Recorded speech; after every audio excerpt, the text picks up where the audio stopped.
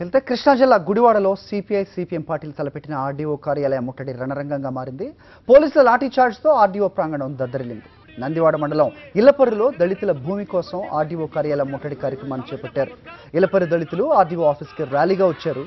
కార్యాలయంలోకి చొచ్చుకునేందుకు ప్రయత్నించగా పోలీసులు లాఠీ చార్జ్ చేసి నిరసనకారులను అరెస్ట్ చేశారు.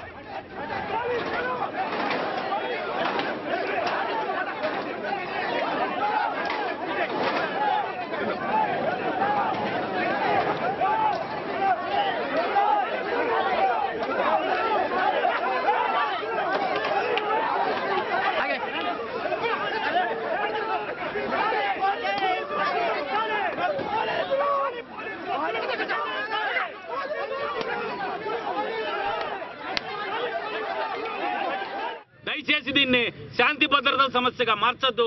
ఇది సామాజిక సమస్య. దళితులకు సంబంధించిన ఒక హక్కు కాలరాయబడుతోంది. కళ్ళ ఎదురుగుండానే మానభంగం చేసినట్టు చేస్తున్నారు. ఇంతమంది చూడండి, దళితులు ఎవరికైనా చారటి జగా ఉందా? తినడానికి తిండి లేక బతుకుతున్నారు. వాళ్ళ పొలాలు వేరే వాళ్ళు చేసుకుంటుంటే కూలికి వెళ్ళి ఎక్కడెక్కడో దూర ప్రాంతాలకు పోతున్నారు.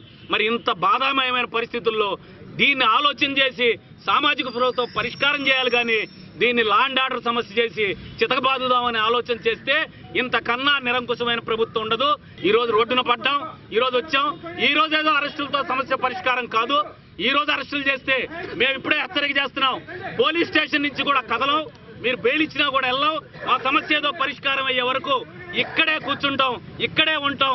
తిండి పెట్టినా పెట్టకపోయినా సావో బతుకో ఈ రోజు తెలుసుకోవాలి.